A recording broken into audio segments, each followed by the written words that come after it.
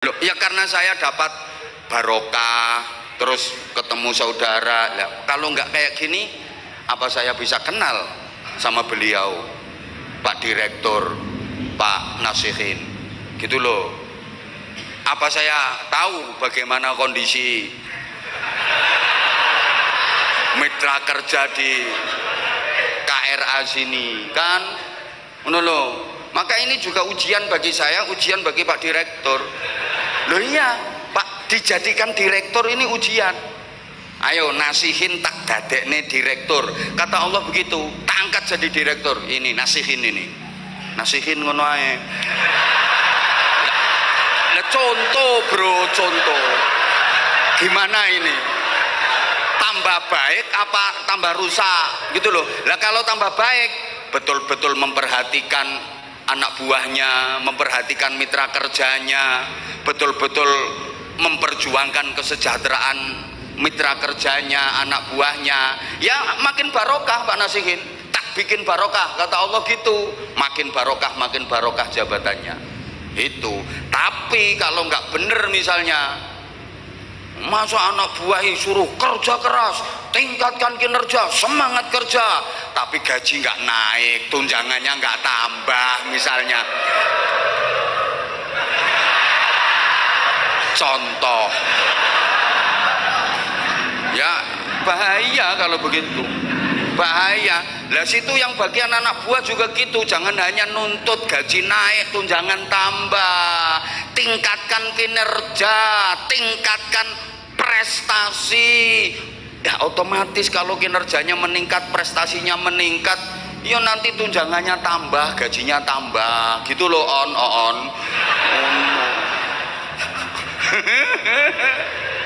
Nggak itu bahasa akrab saya ke sampean.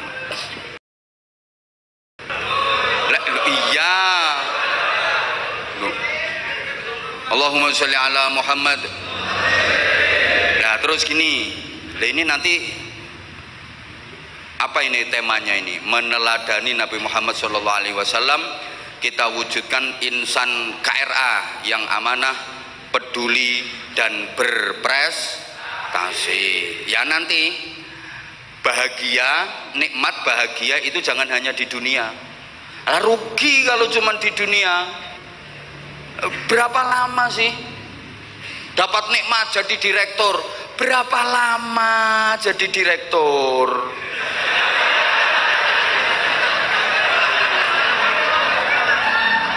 Apalagi yang di sini yang jabatannya nggak begitu jelas.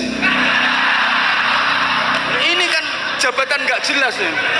Karuan yang di belakang wes karuan, wes pesuruh bagian bawah kan karuan. Nah, ini kan jabat nanggung loh, nggak jelas. Mau diangkat direksi belum standar, mau dijadikan mereka seperti mereka yang belakang kok ya kasihan. Akhirnya jabatannya nanggung kayak gini. Ayo gak terima balik.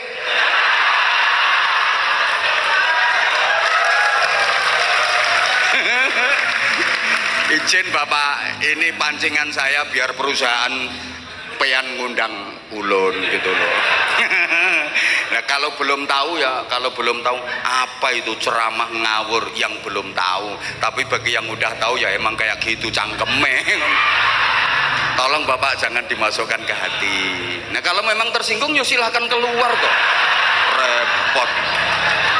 Selamat mendengarkan tausiah Kiai Haji Anwar Zahid Budi Channel. Lah kalau hidupnya sendiri nggak bahagia, yang mana mungkin bisa membahagiakan orang lain? Betul? Maka kita wajib bahagia supaya kita bisa berbagi kebahagiaan kepada orang lain. Ini kalau nggak dikasih contoh masih nggak paham juga ini. Hanya orang bahagia yang bisa berbagi kebahagiaan. Kayak gini loh, hanya orang-orang berduit yang bisa bagi-bagi duit.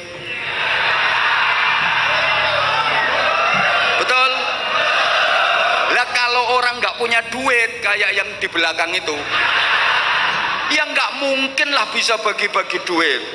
Malah kerjaannya itu arep-arep oleh dum-duman. Wis ngono ku penggaweanmu. Orang susah itu bisanya ya berbagi kesusahan.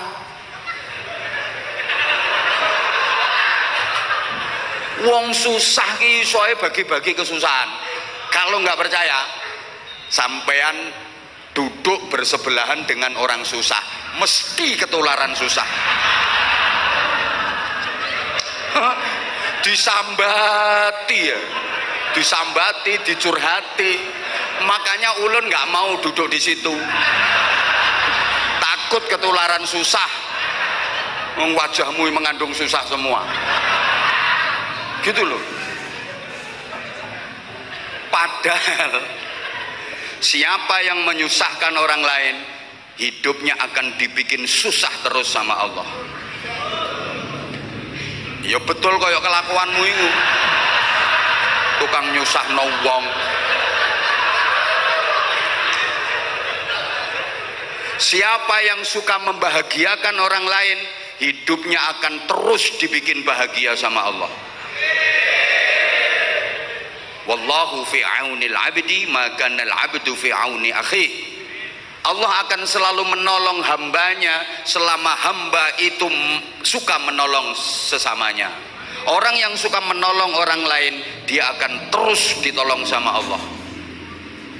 Ini rumus ini. Maka kalau kita pengen bahagia, bahagiakan banyak orang, pasti hidup kita akan bahagia. Mulai kerosoi. Loh, kalau kita pengen terus ditolong Allah, ya sering-sering menolong orang. Ini rumus, nggak bisa dibantah. Para jamaah, hafidhakumullah. Nah, bahagia itu nikmat. Saya ulang, bahagia itu nikmat. Dan nikmat itu nggak harus enak. Nikmat dengan enak itu beda. Nikmat itu subjektif, enak itu objektif. Ini kayaknya kok nggak paham ya kayaknya. Ya Allah, mudah-mudahan Pak Direktur sabar, punya anak buah yang oon-oon ini.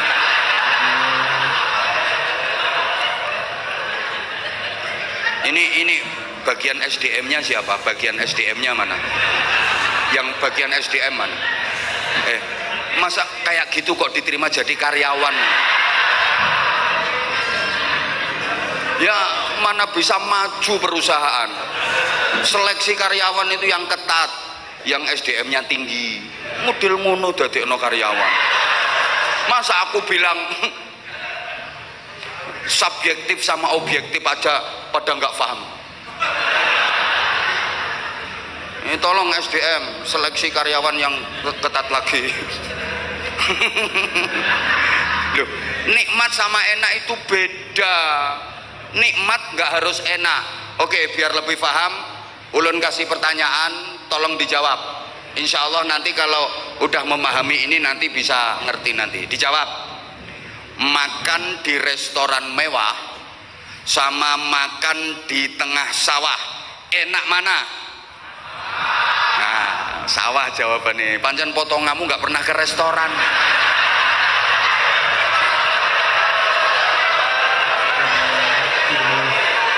Ya seperti itu jawaban orang yang nggak pernah masuk restoran mewah. Wong pertanyaan semudah ini loh jawabannya salah. Ini kan jelas SDM rendah. Ya mulai kapan makan di restoran mewah sama di tengah sawah kok enak di tengah sawah?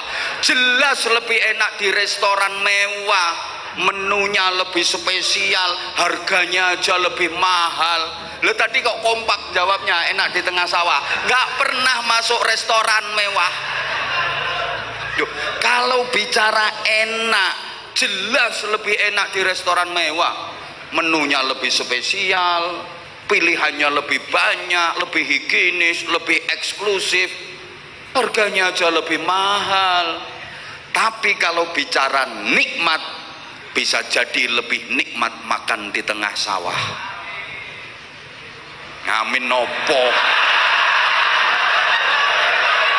wong amin itu kalau doa, kalau pengharapan itu amin. Lu wong ini kalimat berita kok diamini. SDM PHK langsung besok ini merusak citra perusahaan.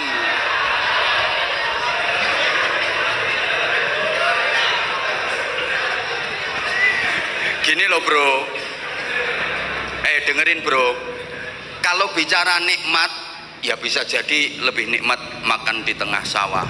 Makan di tengah sawah kalau nggak mikirin utang, pikirannya tenang. Loh, capek habis nyangkul, tubuhnya gelepotan lumpur, capek, dikirim makan sama istrinya, menu sederhana sekali, cuman nasi sama sambal kecap tok plus sate. Ya. Leo sekali-kali tong, ini habis dapat dum-duman daging korban kok.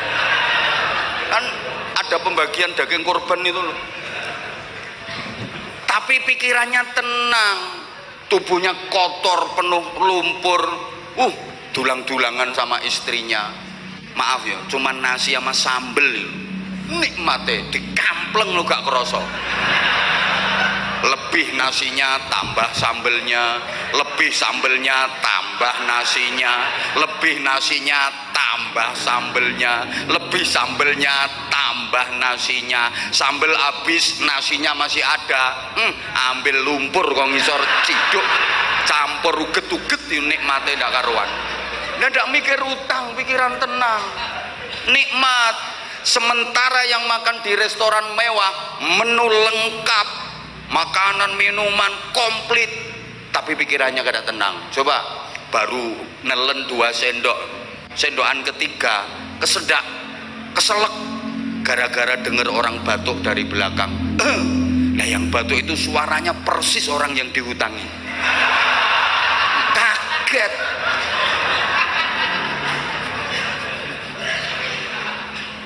Nah kalau yang pertanyaan kedua ini mesti bisa jawab.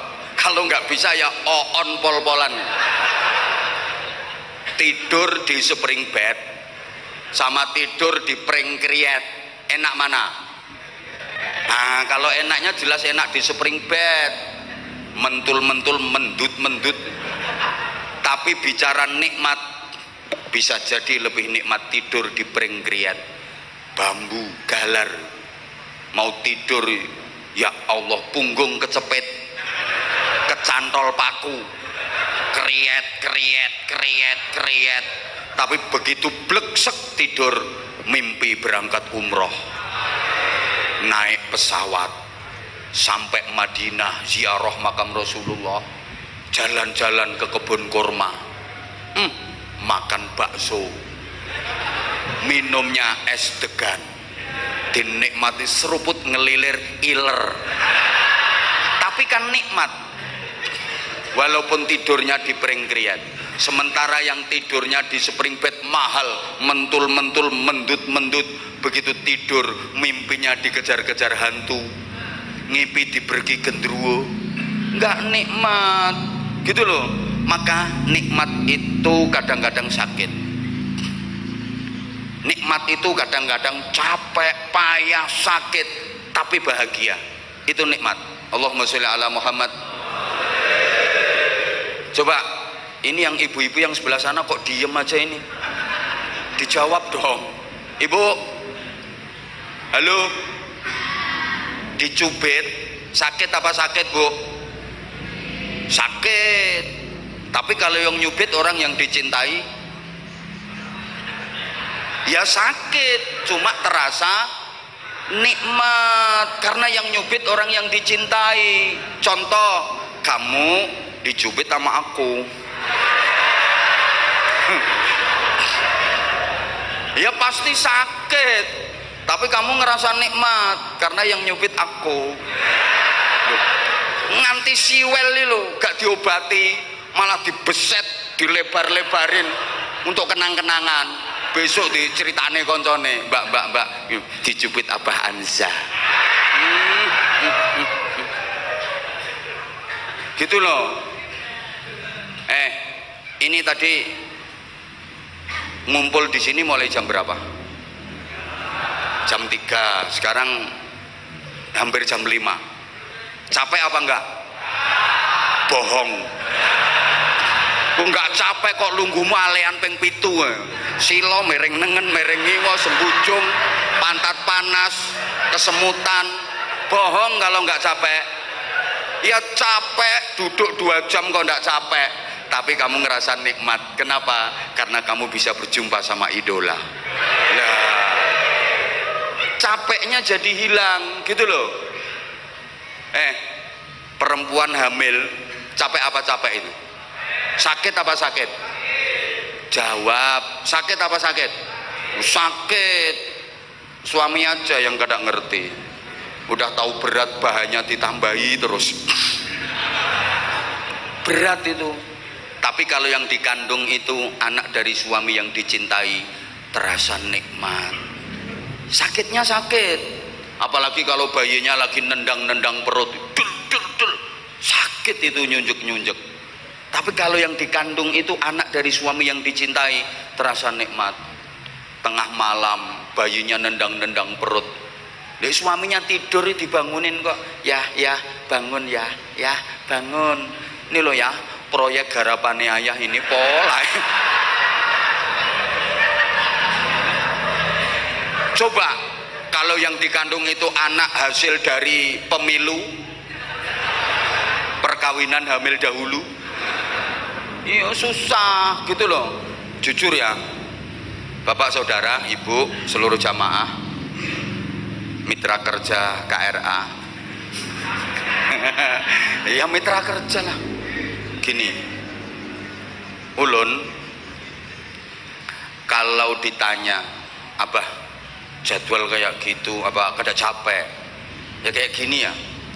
Ya Allah, ini perjalanan saya itu mulai Jambi kemarin. Jambi terus Kalimantan Selatan. Kalimantan Selatan mulai Batu Licin, Tanah Bumbu, Tanah Laut, Playhari, dan beberapa ada 8 jadwal. Habis itu sini Balikpapan. Kemudian dari sini nanti ke Berau. Tiap hari kalau di Jawa itu minimal 3 jadwal. Ditanya capek apa enggak? Ya capek. Kalau saya ngomong enggak capek, bohong berarti saya. Ya lesoh, kesel, capek. Istirahatnya kurang. Tapi meskipun capek, saya bahagia. Saya seneng karena saya dapat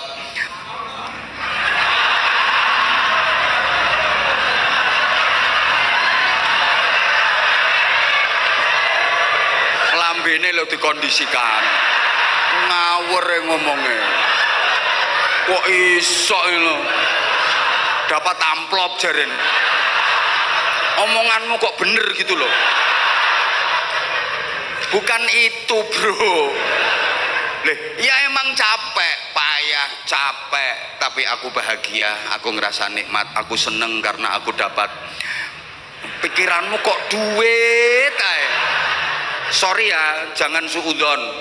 Pikiranmu itu dipikir kalau ustadz, tuan guru itu terus materialis, mata duiten. Dipikir ustadz, tuan guru itu kalau sama duit nggak mau gitu. Ya mau. Pikirannya gitu. Loh, ya karena saya dapat barokah, terus ketemu saudara. Kalau nggak kayak gini, apa saya bisa kenal sama beliau, Pak Direktur, Pak Nasihin, gitu loh. Apa saya tahu bagaimana kondisi mitra kerja di KRA sini kan? Ngono loh. Maka ini juga ujian bagi saya, ujian bagi Pak Direktur. Loh iya, Pak, dijadikan direktur ini ujian. Ayo Nasihin tak dadekne direktur. Kata Allah begitu, tak angkat jadi direktur. Ini Nasihin ini. Nasihin ngono ae. Nah, contoh bro, contoh. Gimana ini? Tambah baik apa tambah rusak gitu loh. Lah kalau tambah baik, betul-betul memperhatikan anak buahnya, memperhatikan mitra kerjanya, betul-betul memperjuangkan kesejahteraan mitra kerjanya, anak buahnya, ya makin barokah Pak Nasihin. Tak bikin barokah, kata Allah gitu. Makin barokah jabatannya itu.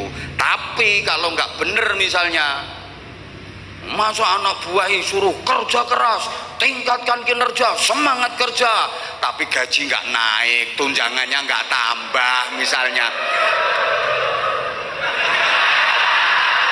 Contoh ya, bahaya kalau begitu, bahaya. Lah situ yang bagian anak buah juga gitu, jangan hanya nuntut gaji naik, tunjangan tambah, tingkatkan kinerja, tingkatkan prestasi. Ya otomatis kalau kinerjanya meningkat, prestasinya meningkat, ya nanti tunjangannya tambah, gajinya tambah, gitu loh.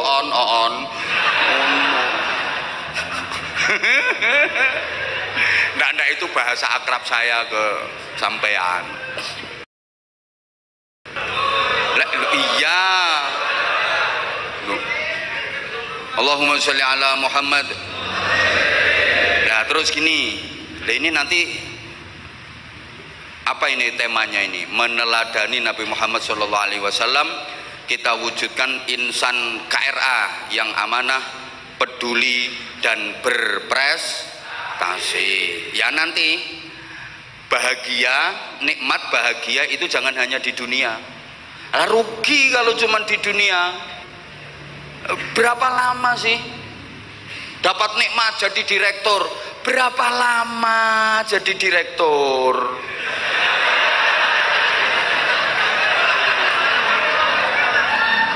Apalagi yang di sini yang jabatannya nggak begitu jelas. Ini kan jabatan nggak jelas nih.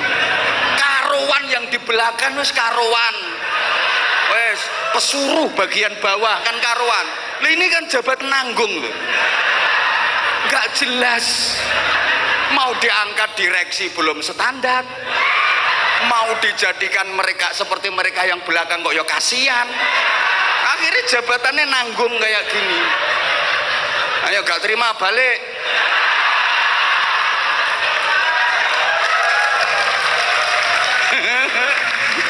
Izin Bapak, ini pancingan saya biar perusahaan pean ngundang ulun gitu loh. Nah kalau belum tahu ya, kalau belum tahu apa itu ceramah ngawur yang belum tahu. Tapi bagi yang udah tahu ya emang kayak gitu cangkeme. Tolong Bapak jangan dimasukkan ke hati. Nah kalau memang tersinggung ya silahkan keluar kok. Repot. Wong majelis ini tanpa dihadiri pean tetap jalan. Itu loh. Izin Bapak, ini gak penceramah rotok gendeng gak kira wani. Lu jadi direktur lo berapa lama kalau cuman pengen kebahagiaan dan nikmat di dunia? Rugi berapa tahun coba? Ya kalau masih jadi direktur dihormati, setiap ketemu siap Bapak? Enggak Bapak. Siap Bapak. Mau naik mobil pintu dibuka nih. Koper dibawakan, sandal dibawakan, mapi lo dibawakan. Tak pikir orang itu semakin tinggi jabatannya semakin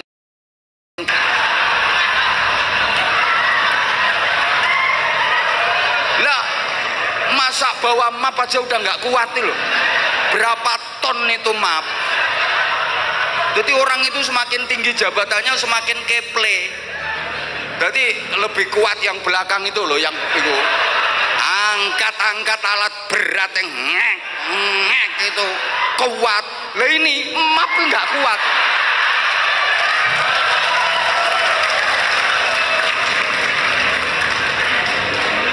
Lah ya sekarang loh, saya ini siap resiko, nggak diundang lagi di perusahaan sini, no problem, nyari perusahaan lain. Oh no, perusahaan lain masih banyak kok, nggak masalah. Ini perusahaan lain yang ngantri pengen ngundang ulun masih banyak, gak diundang ke KRA meneh ya ora apa-apa. Loh gini, lah iya orang jadi direktur itu cuman berapa lama toh? Ayo coba, ya sekarang kalau masih aktif jadi pimpinan-pimpinan kayak gini, anak buah siap Bapak, iya Bapak, siap Bapak. Coba nanti kalau udah pensiun, lah yang mau siap Bapak yo sopo? apalagi kalau manajemen stresnya nggak dimanage dengan baik. Begitu purna, power syndrome, kebiasaan dilayani. Begitu udah pensiun nggak ada yang mau ngelayani. Ayo karingan nih.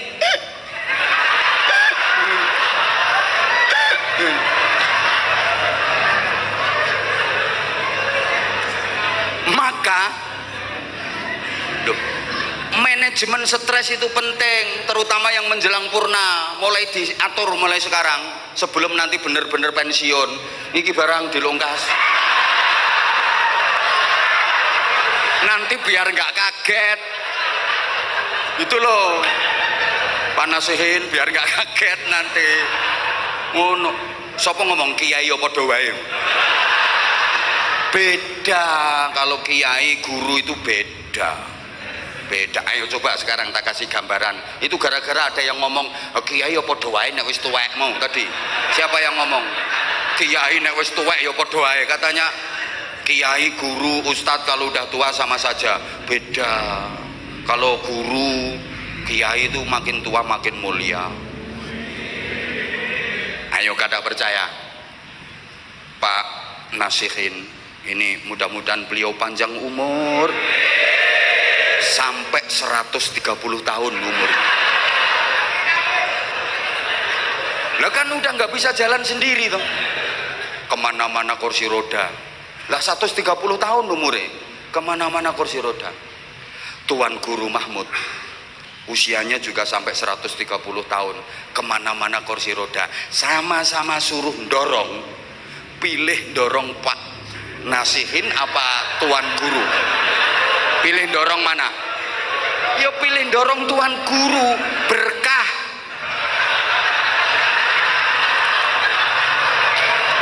Lah kalau Tuan Guru ini semakin sepuh, semakin tua, yang pengen dorong rebutan. Lah kalau ini nanti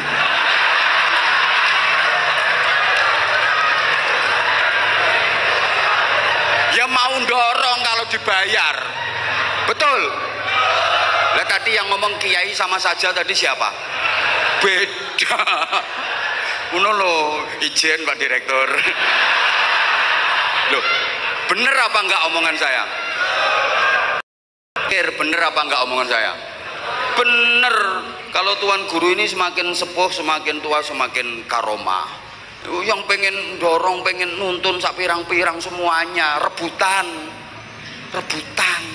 Nah kalau ini ya mlaku dhewe ngene. Ngono lho.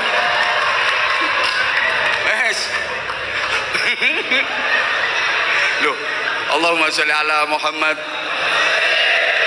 Lah makanya kalau bahagia nikmat hanya di dunia, rugi gitu loh. Kita diajari doa yang banyak orang bilang itu sebagai doa sapu jagat. Rabbana atina fid dunya hasanah wa fil akhirati hasanah wa qina adzabannar. Ya Allah, berikanlah kepadaku kebaikan di dunia. Ya Allah, berikanlah kepadaku kebaikan di akhirat. Ya Allah, selamatkanlah aku dari azab neraka. Atau bisa diartikan, ya Allah, berikanlah kepadaku kebaikan di dunia, yang dengan kebaikan itu aku mendapatkan kebaikan di akhirat, dan dengan kebaikan itu aku terselamatkan dari siksa neraka. Allahumma sholli ala Muhammad.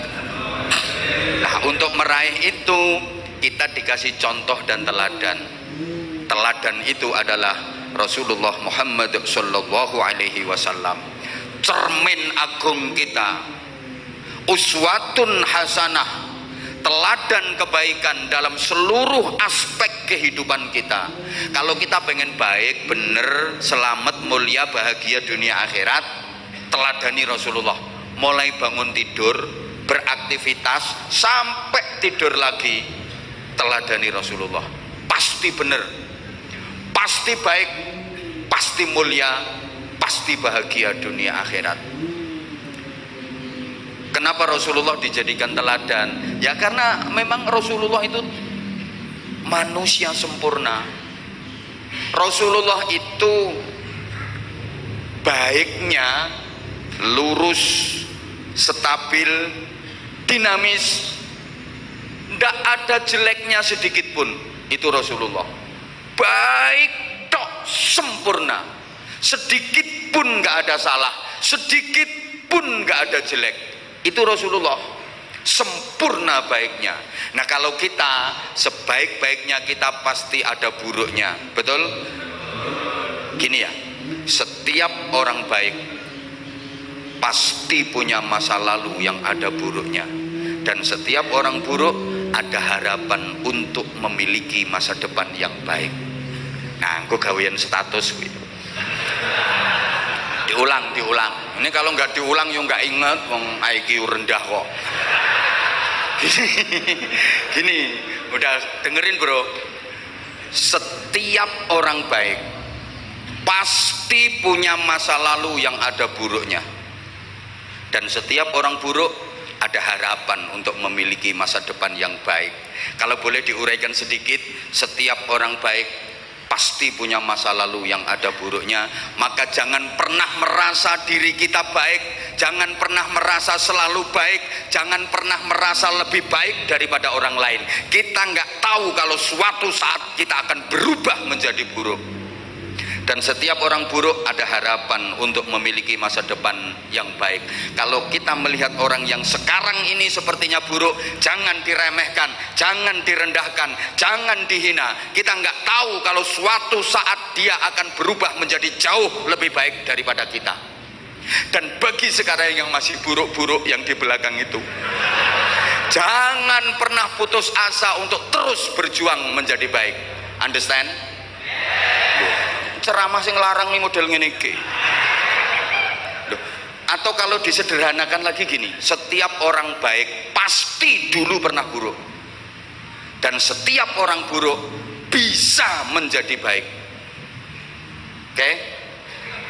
Beliau ini namanya siapa? Pak Hakim, Ustadz Hakim. Hah? Nah iya.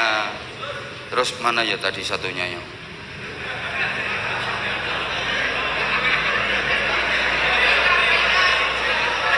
Ya udah, panasihin aja. Lah ini saudara saya kok. Pak Nasihin ini orang baik apa orang baik? Baik apa baik? Baik apa buruk? Buruk apa baik? Baik apa baik? Alhamdulillah sudah sama-sama disaksikan. Beliau benar-benar orang baik. Terima kasih atas persaksiannya. Selanjutnya mari sama-sama kita berangkatkan ke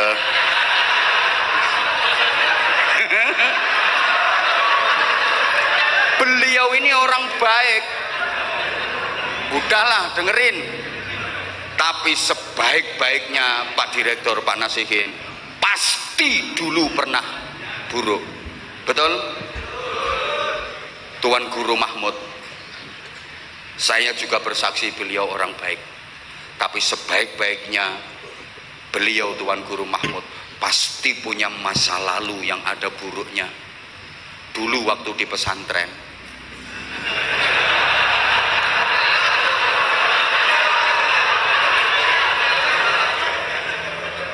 pernah di warung itu ngambil pisang goreng 5 bayar 3. Dulu loh, benar, beliau membenarkan. Soalnya yang ceramah pernah gitu.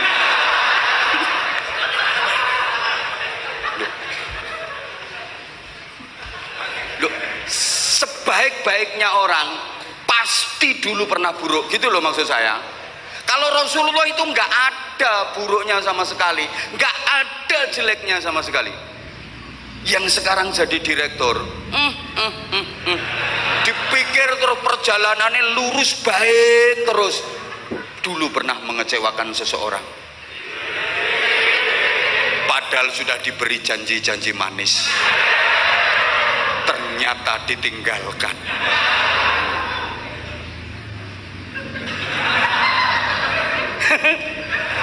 Yang sekarang jadi imam rawatib di masjid ini,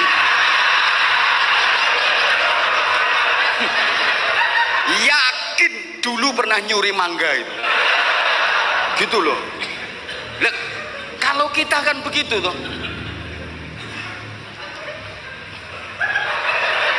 Pasti pernah jelek, pasti pernah buruk. Kalau Rasulullah nggak ada buruknya sama sekali. Rasulullah nggak ada jeleknya sama sekali. Stabil, dinamis. Understand? Makanya beliau layak sekali menjadi teladan, menjadi contoh. Lah nek kayak kita-kita ini belum layak jadi contoh. Ya lek pas apik, lah nek pas elek.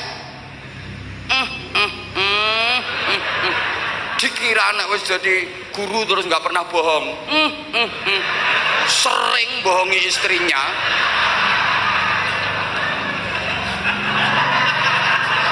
Gitu loh.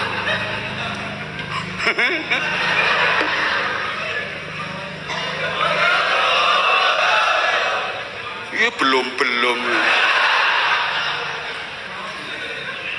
Terus loh, kalau Rasulullah itu apa yang dikatakan dikerjakan, apa yang diucapkan dilakukan, satunya kata dan perbuatan. Rasulullah itu lesannya adalah hatinya. Nah kalau kita kan enggak, lain di bibir, lain di hati, terlalu banyak dusta di antara kita. Rasulullah kalau memerintahkan sesuatu, beliau pelaku pertamanya. Ana awwalu fa'ilin ala ma amartukum bih. Aku adalah pelaku pertama dari semua apa yang aku perintahkan kepada kalian. Kalau aku memerintahkan sesuatu, aku yang melakukan pertama kali. Itu Rasulullah. Kalau Rasulullah memerintahkan qiyamul lail, kalau Rasulullah memerintahkan tahajud, sepanjang hidupnya Rasulullah tidak pernah meninggalkan tahajud. Nah sekarang kan enggak, ajak-ajak tahajud, merintah tahajud. Kalau pengen diangkat derajatnya, mulia dunia akhirat, istiqomahkan qiyamul lail. Ciri orang soleh itu adalah istiqomah qiyamul lail. Allah menyatakan dalam Al-Quran, wa minal laili fatahajjad bihi nafilatan lak asa ay yab'atsaka rabbuka maqaman mahmuda. Shadaqallahul azim. Jadi kalau pengen diangkat derajatnya dunia akhirat, istiqomah qiyamul lail, rutin sholat tahajud. Yang ngomong sendiri nggak pernah tahajud, ada apa enggak? Ada apa enggak? Orangnya datang, mana orangnya? Di depan. Oh ini berarti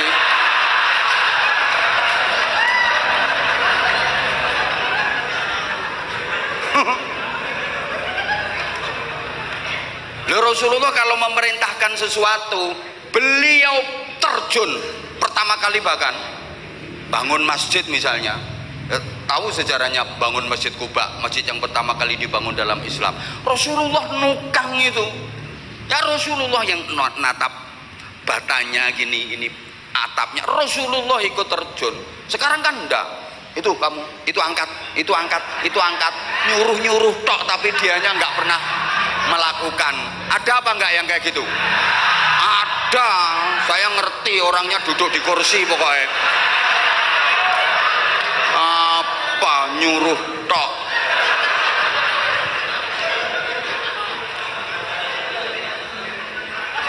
Loh Rasulullah kalau merintah yang rukun, loh Rasulullah membuktikan paling rukun dengan siapapun, bukan hanya dengan yang seakidah, dengan yang beda agama, dengan yang beda keyakinan. Rasulullah punya tetangga Nasrani, Yahudi, Majusi, semua dirangkul. Tetangganya yang Nasrani, Majusi, Yahudi sakit, dijenguk sama Rasulullah, bawain oleh-oleh.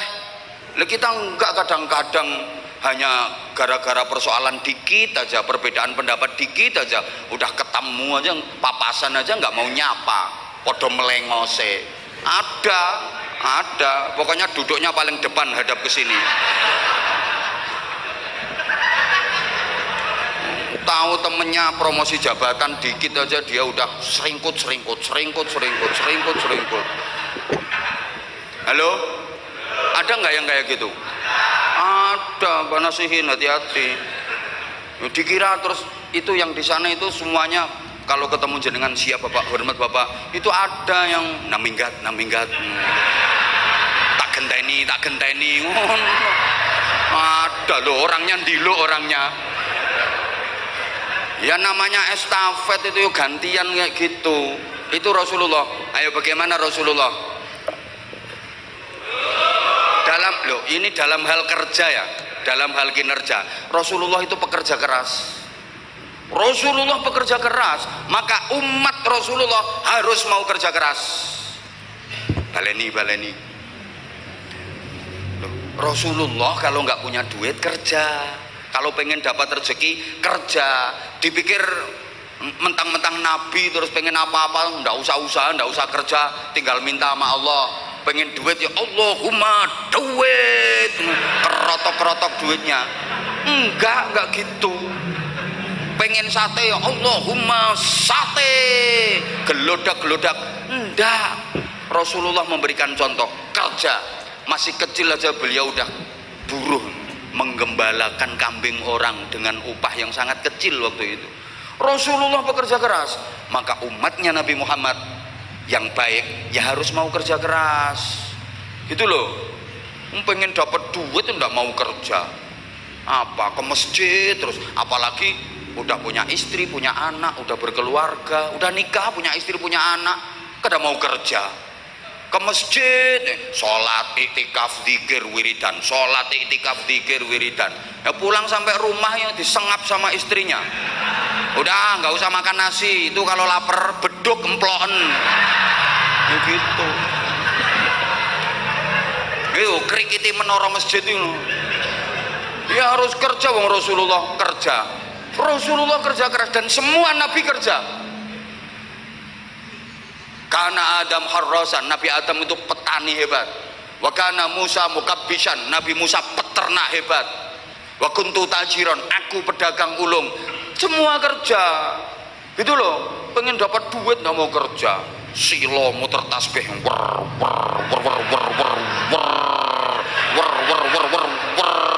wiridan sulastri sumiyati sumarni supiah sulika yo kere kaliren kerja itu loh. Maaf ya, kadang-kadang baru jadi ustadz tingkat RT udah nggak mau kerja, jagane di PI amplopan. Rasulullah nggak gitu ngasih contohnya, kerja. Lo ulun dipikir gak ada kerja, ceramahnya sampingan. Lo ulun ini punya anak buah ya, anak-anak yang ikut di pesantren 3000 sekian, semuanya free, majanan, bebas biaya, mondok gratis, kitabnya gratis, makan gratis. Loh, sebelum Pak Presiden Prabowo bikin program MBG makan bergizi gratis 15 tahun yang lalu ulun udah bikin MBG mangan bareng gratis. 3.000 lebih, sekolahnya juga gratis semua. Lah kalau hanya mengandalkan ceramah ini nanti dapat berapa coba, kasih bocoran.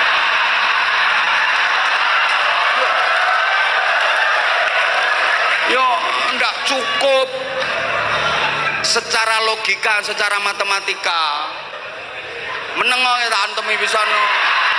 Iki urusanku karo dene iki. Halo.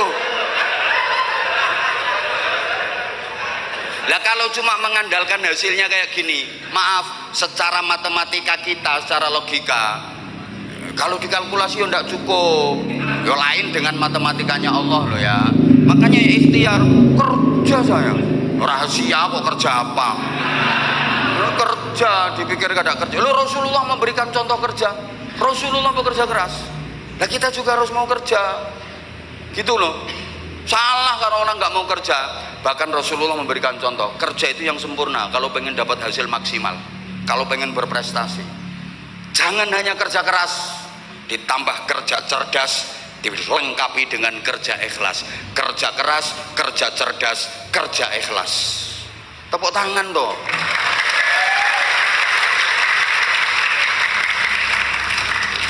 Telat. Nah ini perlu modal 3. Duh, waktunya tidak cukup ini Pak Dir. Tidak cukup Pak Direktur ini waktunya. Hah? Oh, kalau tambahan waktu itu namanya lembur Bapak ya. Jadi nah iya, orang kerja di perusahaan ada lemburan no. Ceramah juga gitu. Kalau ada lemburannya ya oke, tapi hitungannya beda. Coba karyawan yang belakang, ya maaf mitra kerja, hari Sabtu yang harusnya libur disuruh masuk, kan hitungannya per jam beda kan. Nah ceramah juga gitu, tambahan waktu itu ya lemburan.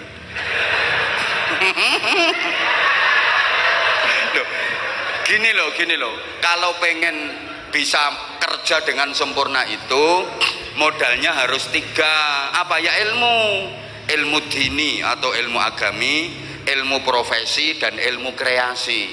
Ilmu dini didapat melalui ngaji, ilmu profesi didapat melalui pendidikan formal sekolah, ilmu kreasi melalui realitas kehidupan. Ilmu dini mensensitifkan hati, ilmu profesi mencerdaskan otak, ilmu kreasi memproduktifkan otot, ilmu agami mengantarkan manusia menjadi takwa, ilmu profesi mengantarkan manusia menjadi cerdas, ilmu kreasi mengantarkan manusia menjadi produktif. Atine sensitif, otaknya kreatif, hidupnya produktif. Takwa, cerdas, terampil, ahli zikir, pinter mikir, berani nyopir, kalau ada musuh berani meluntir. Loh, itu. Nah gini, dengan ilmu kreasi manusia bisa bekerja pakai otot, namanya kerja keras. Dengan ilmu profesi manusia bekerja pakai otak, namanya kerja cerdas. Dengan ilmu dini, ilmu agami, manusia bisa bekerja pakai hati, namanya kerja ikhlas.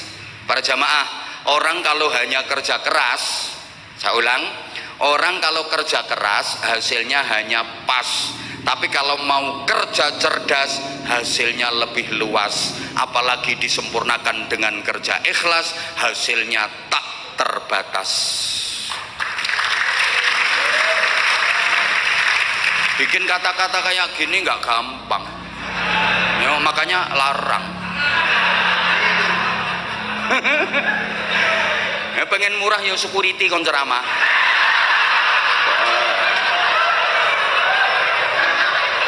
Larang murah itu tergantung kualitas. Loh, gini loh, orang kalau hanya kerja keras kan kerja pakai otot, hasilnya hanya pas. Maaf ya, nggak beda dengan binatang. Binatang itu kerja keras, dia kerja cuman pakai otot. Sapi, kuda, itu kerja keras, kerja pakai otot. Hasilnya pas. Kuda suruh narik dokar, suruh narik bendi, sapi suruh bajak di sawah. Hasilnya ya pas segitu, 100.000, 200.000, mentok 300.000. Demikian pula manusia, kalau kerja hanya mengandalkan otot, kerja keras, ya dapatnya hasil ya pas, kayak yang di belakang itu.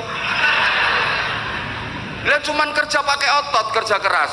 Tapi kalau mau ditambah dengan kerja cerdas, kerja pakai otak, kerja profesi, hasilnya lebih luas. Contoh dokter ya. Dokter itu kan kerja profesi. Tukang cubles, kan tukang cubles itu. Bandingkan dengan tukang cubles yang kerja keras pakai otot, tukang ngebor sumur. Oh itu suntiknya gede banget itu.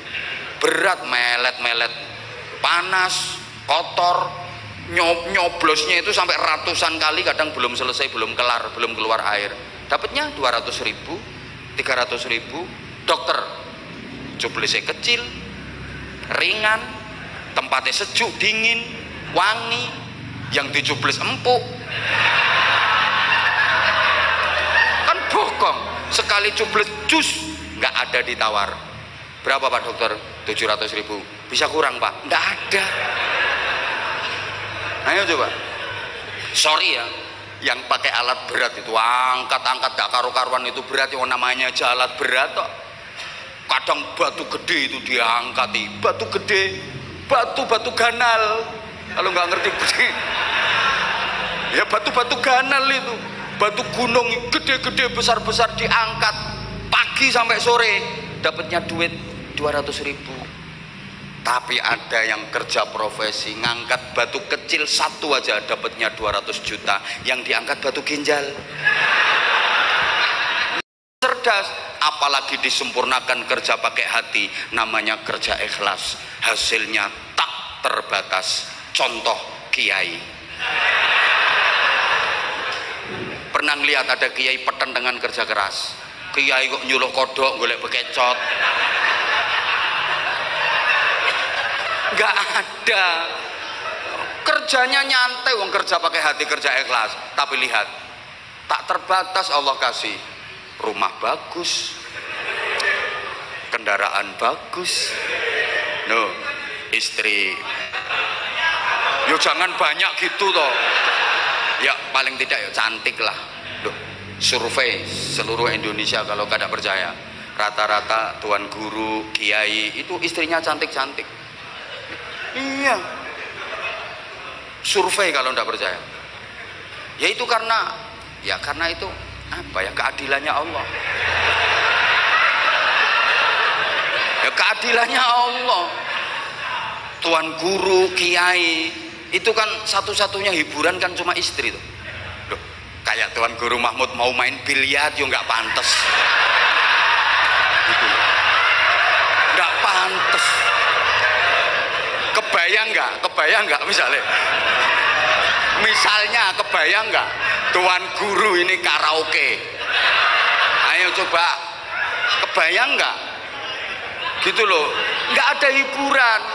Wong mau ke pantai aja kadang-kadang toleh kanan toleh kiri tahu ketahuan orang, mau ngopi di tepi jalan aja bingung takut ketahuan orang. Satu-satunya hiburan cuman istri, lah istrinya jelek pula, apes gitu loh.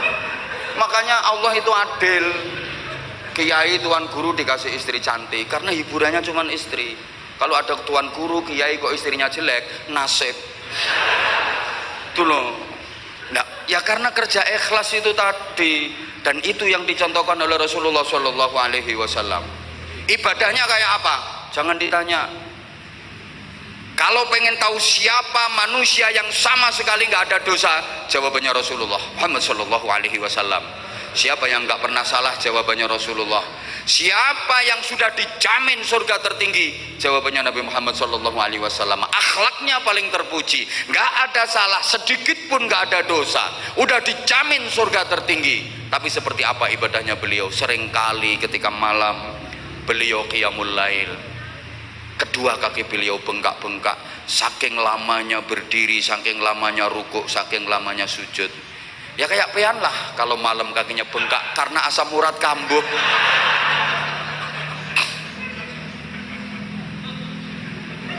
Jadi sandaran vertikalnya top, horizontalnya juga oke.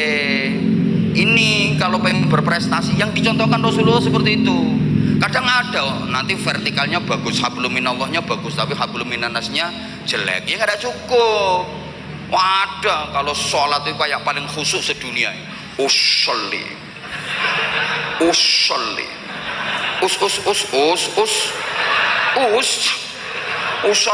usolli fardel. Kita takbiratul ihram mengangkat tangan, sendakep sampai melungker. Allahu Akbar. Ya kayak paling khusyuk sedunia. Begitu turun nyolong sandal. Ini kan dolim sama orang itu namanya. Zikir yang menakutkan dikira. La ilaha illallah, la ilaha illallah, la ilaha illallah, la ilaha illallah. Tapi punya hutang kada nyaur. Ada sekarang orangnya pakai kaos warna biru.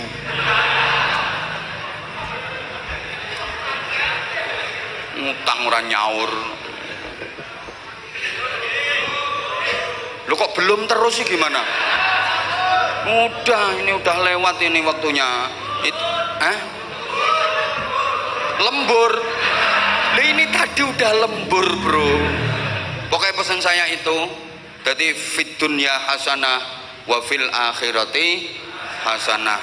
Tapi ingat, bukan berarti kita nggak boleh dunia, ndak. Islam itu bukan anti dunia, salah. Kalau dibilang Islam anti dunia salah. Malah orang Islam itu harus kaya, harus. Al mu'minul qawiyyu khairun wa habbu ilallah minal mu'minid dhaif. Orang mukmin yang kuat itu lebih bagus dan lebih dicintai Allah daripada orang mukmin yang lemah. Bukan hanya kuat fisik, tapi juga kuat secara ekonomi. Maaf gini ya. Hoi. Oh, kita yang muslim, kita berbicara dalam konteks Islam tanpa mengurangi rasa hormat saya kepada saudara saya yang non muslim. Mohon maaf. Yang berakidah lain, kita semuanya saudara. Islam itu diperintahkan untuk kaya malahan. Bukti mana? Nggak ada satupun ayat Quran yang memerintahkan manusia untuk menerima zakat. Nggak ada. Nggak ada satupun hadis yang memerintahkan manusia untuk menerima sedekah. Nggak ada. Yang ada itu perintah membayar zakat, perintah mengeluarkan sedekah. Lah, bisa membayar zakat, bisa mengeluarkan sedekah itu kan harus jadi orang kaya. Carikan kalau ada ayat Quran yang isinya hai orang-orang yang beriman terimalah zakat. Enggak ada. Malah kita disuruh mengeluarkan gitu loh. Ada kewajiban zakat, berarti kita harus bagaimana supaya bisa menjadi muzaki, bagaimana supaya bisa mengeluarkan zakat, ya harus banyak duit. Ada kewajiban haji, rukun Islam kelima, bagaimana supaya bisa menunaikan haji, harus kaya dong. Lah kalau umat Islam maaf miskin semua, yang bangun masjid siapa, yang nyantuni yatim piatu siapa, fakir miskin siapa, gitu loh. Bahkan Al-Quran kayak yang dibaca guru tadi itu tengah-tengah ada tulisan merah wal yatalattaf, di tengah-tengah itu ayat apa? Ayat ekonomi. Falyatikum birizqim minhu wal yatalattaf. Itu bicara tentang rezeki. Ayat ekonomi, betapa ekonomi itu penting. Ya. Kakek Nabi ke atas yang ke-11 namanya Fihr. Udahlah percaya aja, tak suruh ngitung yo gak kira apal ya. Ini yang mendirikan suku Quraisy. Namanya Fihr, penguasa perekonomian waktu itu. Kalau sekarang ya yang menguasai BUMN, yang menguasai sektor-sektor perekonomian, namanya Fihr, kakek Nabi yang ke-11. Itu dikatakan suku Quraisy ya karena menguasai perekonomian. Sampai sekarang jadi simbol. Quraisy itu sekarang jadi simbol. Krus itu dari Quraisy. Berapa krusnya dolar? Itu aslinya berapa Quraisynya dolar? Oh diomongin gak percaya. Serius. Berapa krusnya euro? Berapa krusnya pound sterling? Berapa krusnya real? Itu dari Quraisy, sekarang jadi simbol perekonomian. Krus, makanya al-a'immatu min Quraisyin. Pemimpin itu dari Quraisy. Yang bisa jadi pemimpin, yang bisa jadi pimpinan, ya yang punya krus-krus itu. Lah kalau nggak punya krus kaya sing ning mburi kuwi, gak mungkin iso dadi pemimpin. Apalagi pengen nyalek, pengen nyalon pilkada macam-macam. Kalau nggak punya krus nggak usah lah, nggak usah. Nggak mungkin jadi. Wong sekarang sholawat nariyah kalah dengan sholawat rupiah. Betul? Bilangin kok orang Islam harus kaya. Jangan salah. Wong terus nggak boleh duit, suruh akhirat tok. Allah. Kaliren. Untuk menggapai tingkat wafil akhirati hasanah, tangganya harus fid dunya hasanah dulu. Kadal faqru ayyakuna kufran. Seringkali kemiskinan itu mengantarkan seseorang menjadi kufur malahan. Ngono lho, aku podo-podo dikongkon marah tambah sugih ya milih sugih. Ya kabeh takdir Allah, semua takdir Allah, tapi ikhtiarnya gitu. Kita disuruh kerja keras. Umat Islam itu harus kuat. Umat Islam secara perekonomian harus kuat. Wes, gak selesai ini nanti. Dah hidup menyakitkan kalau nggak ada kekasih. Cukup sekian dan terima kasih.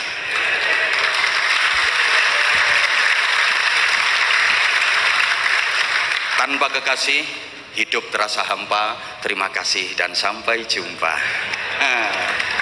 Kalau ada sumur di ladang, bolehlah kita menumpang mandi.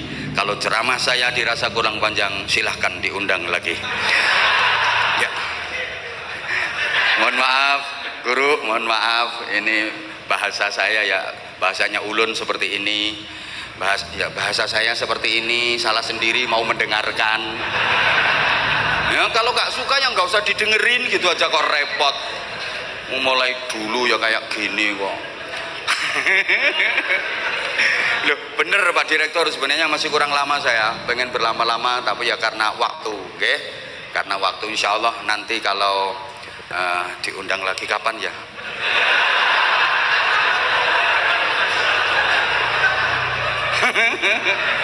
Ya kalau diundang lagi, insya Allah kalau misalnya ya dibikin apa itu namanya angket, dibikin angket, usul siapa yang diundang. Sekarang ini mesti nomor satu saya. Bagi mereka loh Pak, orang-orang yang kurang terpelajar itu. Lah kan kelasnya sama dengan saya gitu loh. Ya, tapi yang sini mungkin yo keri. Rapopo ra nambahi kok. Enggak masalah. Saya yo ndak kenal, ngapain emang gue pikirin. Ya sudah, mudah-mudahan semuanya maslahah, manfaat dan barokah. Ya Allah, mohon maaf atas segala salah kata, salah sikap. Mohon maaf, mudah-mudahan semuanya maslahah, barokah fitini wa dunya wal akhirah. Bi barakatil Fatihah. A'udzubillahi minasyaitonirrajim. Bismillahirrahmanirrahim. Alhamdulillahi rabbil alamin arrahmanir rahim maliki yaumiddin. Iyyaka na'budu wa iyyaka nasta'in. Ihdinas siratal mustaqim. Siratal ladzina an'amta 'alaihim ghairil maghdubi 'alaihim waladdallin. Rabbighfirli wa liwalidayya wa lil mu'minina amin ya rabbal alamin. Allahumma shalli 'ala sayidina Muhammadin wa 'ala alihi wa sallim radhiyallahu tabaraka wa ta'ala kulli sahabati Rasulillahi ajma'in walhamdulillahi rabbil alamin. Allahumma ij'al jam'ana jam'an marhuma wa tafarruqana min ba'dihi tafarruqan ma'suma. Allahumma innaka ta'lamu dhunubana faghfirha wa innaka ta'lamu 'uyubana fasturha wa innaka ta'lamu hajatina faqdiha kafa bika waliyyan wa kafa bika nasyira. Allahumma tsabbit imanana wa nawwir qulubana wa sallimna fid dini wad dunya wal akhirah. Allahumma inna nas'aluka husnal mahabbah wa husnal mutaba'ah li nabiyyina wa habibina wa syafi'ina wa qurrati a'yunina Muhammadin sallallahu alaihi wasallam fi aqwalihi wa af'alihi wa ahwalihi bi rahmatika ya arhamar rahimin. Allahumma la tad'a lana fi majlisina hadha dhanban illa ghafarta wa la hamman illa farajtah wa la karban illa nafasta wa la aiban illa satartah wa la maridan illa syafaitah wa la jahilan illa 'allamtah wa la dhallan illa hadaitah wa la mu'siran illa yasartah wa la maqsudan illa hasaltah wa la du'aan illa istajabtah wa la faqiran illa aghnaitah wa la daynan illa ataitah wa la hajatan min hawaiji dini wad dunya wal akhirati hiya laka ridwan illa qadaitah wa yasartah wa yassir umurana ya Allah ya Allah ya Allah washrah sudurana wakhtim bis salihati a'malana. Allahumma ahsin aqibatana fil umuri kulliha wa ajirna min khizyid dunya wa adzabil akhirah. Allahumma inna nas'aluka al khaira kullahu wa na'udzubika minasyarri kullih ya man biyadihil khairu kulluh.